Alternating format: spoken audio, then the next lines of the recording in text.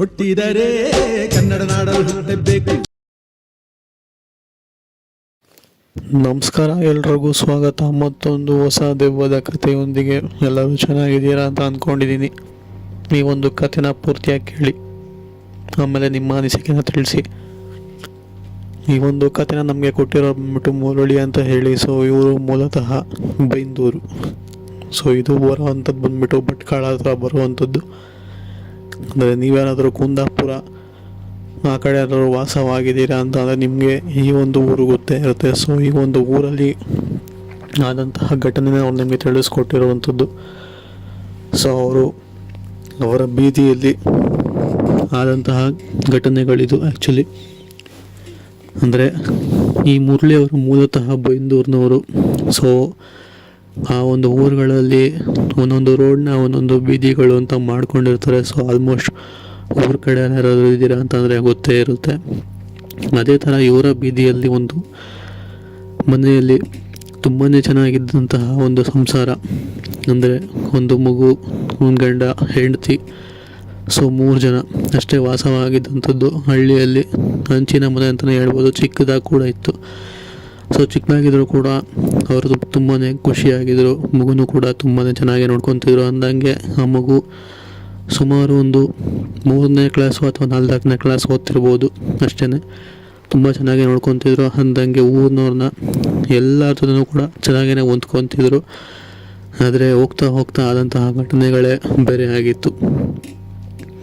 So ಅವ್ರು ಹೇಳೋ ಪ್ರಕಾರ ಆ ಒಂದು ಬೀದಿಯಲ್ಲಿ ವಾಸವಾಗಿದ್ರಲ್ಲ, ಸೊ ಅದರಲ್ಲಿ ಗಂಡ, ಹೆಂಡತಿ ಹಾಗೂ ಆ ಒಂದು ಮಗು ಇದೆಯಲ್ಲ, ಸೊ ಅವರು ಎಷ್ಟು ಚೆನ್ನಾಗಿ ಈ ಒಂದು ಊರನ್ನ ಎಲ್ಲರ ಹತ್ರನೂ ಕೂಡ ಹೊಂದ್ಕೊತಿದ್ರು, ಚೆನ್ನಾಗೇ ಮಾತಾಡ್ತಿದ್ರು. ಎಲ್ಲರ ಮನೆಗೂ ಕೂಡ ಹೋಗಿ ಮಾತಾಡಿಸ್ತಾ ಖುಷಿಯಾಗಿದ್ದಂತಹ ಕುಟುಂಬ ಇದೆಯಲ್ಲ, ಇದ್ದಕ್ಕಿದ್ದಂಗೆ ತುಂಬ ವಿಚಿತ್ರವಾಗಿ ಆಡೋದಕ್ಕೆ ಶುರು ಆಗೋವಂಥದ್ದು. ಅಂದರೆ ಸುಮ್ಮನೆ ಬೇಕು ಅಂತಲೇ ಜಗಳ ತೆಗಿಯೋ ಥರ, ಆ ಒಂದು ಮಗುಗೆ ಹೊಡೆಯೋ ಥರ, ಗಂಡ ಹೆಂಡತಿ ಅವ್ರವ್ರ ಮೊದಲೇ ಜಗಳ ಆಡ್ಕೊಳ್ಳೋ ಥರ, ಸುಮ್ಮನೆ ಹೋಗೋರು ಬೀದಿಲೆಲ್ಲ ಹೋಗೋರಿಗೆಲ್ಲ ಕೂಡ ಬೈಯೋ ಥರ. ಸೊ ಈ ಥರ ಬದಲಾಗೋಗಿತ್ತು.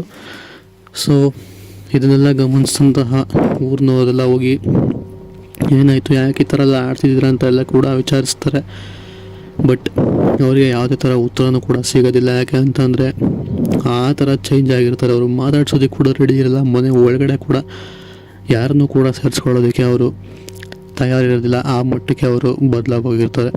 ಸರಿ ಬಿಡು, ಇವ್ರು ಯಾಕೋ ಬದಲಾಗಿದ್ದಾರೆ, ಮೊದಲಿನ ಥರ ಇಲ್ಲ ಅಂತ ಊರಿನ ಅಂದರೆ ಆ ಒಂದು ಬೀದಿಯ ಬೇರೆಯವರು ಕೂಡ ಅಷ್ಟೊಂದೇನು ಅವ್ರ ಬಗ್ಗೆ ತಲೆ ಕೆಡ್ಸ್ಕೊತಿರ್ಲಿಲ್ಲ. ಸುಮ್ಮನೆ ಓಡಾಡ್ಕೊಂಡು ಬರೋ ಆ ಥರನೇ ಮಾಡ್ತಿದ್ರು, ಹೋಗಿ ಬರೋ ಥರ. ಬಟ್ ಹೀಗೆ ಒಂದಿನ ಅವರ ಮನೆಯಲ್ಲಿ ರಾತ್ರಿ, ಅಂದರೆ ಆ ಒಂದು ಗಂಡ ಹೆಂಡತಿ ಮಗು ಇದ್ರಲ್ಲ, ಸೊ ಅವ್ರ ಮನೆಯಲ್ಲಿ ಇದ್ದಕ್ಕಿದ್ದಂಗೆ ಒಂದು ಬೆಂಕಿ ಥರ ಕಾಣಿಸ್ಕೊಳ್ಳುತ್ತೆ. ಸೊ ಅದನ್ನು ಆ ಒಂದು ಮನೆಯ ಎದುರುಗಡೆ ಇತ್ತಲ್ಲ, ಸೊ ಅಂದರೆ ರೋಡಿನ ಆಪೋಸಿಟ್ ಡೈರೆಕ್ಷನಲ್ಲಿದ್ದಂಥದ್ದು. ಸೊ ಬಾಗಿಲು ಆಲ್ಮೋಸ್ಟ್ ರೋಡ್ ಸೈಡ್ಗೆ ಬರುತ್ತೆ. ಊರ ಕಡೆ ಎಲ್ಲ ನೋಡಿದ್ದೀರಾ ಅಂತಂದರೆ, ಸೊ ಆ ಮನೇಲಿ ವಾಸವಾಗಿದ್ದವರು ನೋಡ್ತಾರೆ, ಇದೇನಿದ್ದು ಆ ಮನೆಯಿಂದ ಬೆಂಕಿ ಬರ್ತಿದೆಯಲ್ಲ, ಅವರು ಎಲ್ಲ ಹುಷಾರಾಗಿದ್ದಾರಾ ಇಲ್ವಾ ಅಂತ ಹೇಳಿ ಆ ಮನೆ ಅಂದರೆ ಅವ್ರ ಮನೆನ ಬಿಟ್ಟು ತುಂಬ ಬೇಗನೆ ಹೋಗಿ ಆಪೋಸಿಟಲ್ಲಿದ್ದಂತಹ ಗಂಡ ಹೆಂಡತಿ ಮಗುನ ನೋಡ್ತಾರೆ ಬಾಗಿಲು ತೆಗೆದು. ಅನ್ಫಾರ್ಚುನೇಟ್ಲಿ ಆ ಮನೇಲಿ ಬೆಂಕಿ ಕಾಣಿಸ್ಕೊತಲ್ಲ, ಆದರೂ ಕೂಡ ಆ ಒಂದು ಮನೆ ಒಳಗಡೆ ಏನೂ ಕೂಡ ಆಗಿರೋದಿಲ್ಲ. ಕೊನೆಗೆ ಅಲ್ಲಿ ಅಡುಗೆನೂ ಕೂಡ ಮಾಡ್ತಿರೋದಿಲ್ಲ. ಬರೀ ಒಬ್ಬೊಬ್ಬರು ಒಂದೊಂದು ಮೂಲಲ್ಲಿ ಕೂತಿರ್ತಾರೆ. ಮಗು ಅದ್ರ ಪಾಡ್ಗದ ಆಡ್ಕೊಂತಿರುತ್ತೆ. ಆ ಹೆಂಡತಿ ಇದ್ದಾರಲ್ಲ, ಸೊ ಅವರು ಒಂದು ಮೂಲದಲ್ಲಿರ್ತಾರೆ, ಗಂಡ ಅನ್ಸ್ಕೊಂಡವರು ಮತ್ತೊಂದು ಮೂಲದಲ್ಲಿರ್ತಾರೆ. ಆದರೂ ಬೆಂಕಿ ಬರ್ತಿತ್ತಿಲ್ಲ. ಇದು ಹೆಂಗೆ ಅಂತ ಹೇಳಿ, ಸರಿ ಅಂತ ಹೇಳಿ ಆ ಒಂದು ವ್ಯಕ್ತಿ ಹಾಗೆ ಅವ್ರ ಮನೆ ಹಿಂದೆಗಡೆ ಹೋಗಿ ನೋಡಿದಾಗ ಅವ್ರಿಗೆ ಗೊತ್ತಾಗುವಂಥದ್ದು, ಹಿಂದೆಗಡೆ ಯಾವುದೋ ಒಂದು ಗೊಂಬೆ.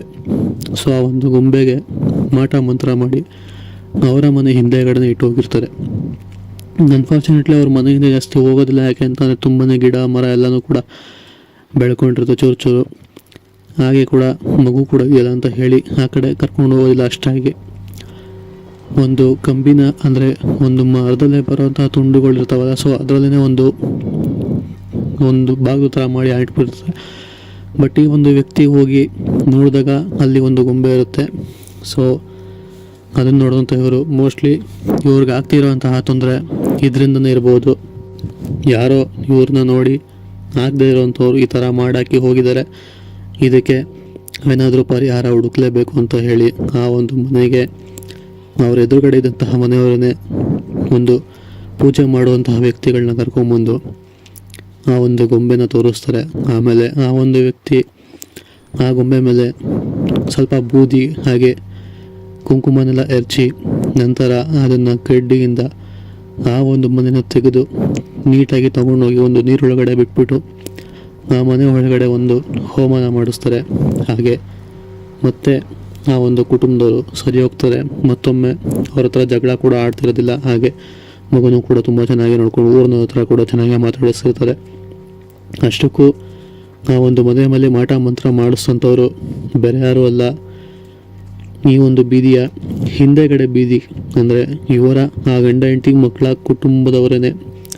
ಆ ಗಂಡನ ತಮ್ಮ ಇರ್ತಾನಲ್ಲ, ಸೊ ಅವನು ಇವರು ಇರುವಂತಹ ಹೊಂದಾಣಿಕೆನ ತಡೆಯೋದಕ್ಕಾಗ್ದಲೆ ಹಿಂದೆಗಡೆ ಬೀದಿಯಲ್ಲೇ ವಾಸವಾಗಿಂತಹವನು ಮಾಟ ಮಂತ್ರ ಮಾಡಿಸಿ ಇವ್ರ ಮೇಲೆ ಏನಾದರೂ ಕೆಟ್ಟದ್ದು ಮಾಡಬೇಕು ಅಂತ ಹೇಳಿ ಮಾಡಿಸಿ ಹಾಕಿರುವಂಥದ್ದು. ಸೊ ಇದು ಸತ್ಯ ಗೊತ್ತಾಗಿ ನಂತರ ಊರಿನವರೆಲ್ಲ ಸೇರಿ ಅವರ ಒಂದು ತಮ್ಮನ ಮನೆ ಅಂದರೆ ಆ ಒಂದು ಊರಿಂದ ಆಚೆ ಓಡಿಸಿರುವಂಥದ್ದು.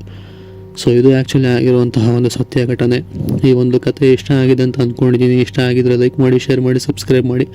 ಸಿಗೋಣ ಮತ್ತೊಂದು ಕಥೆಯೊಂದಿಗೆ. ಅಲ್ಲಿವರೆಗೂ take care, good bye friends.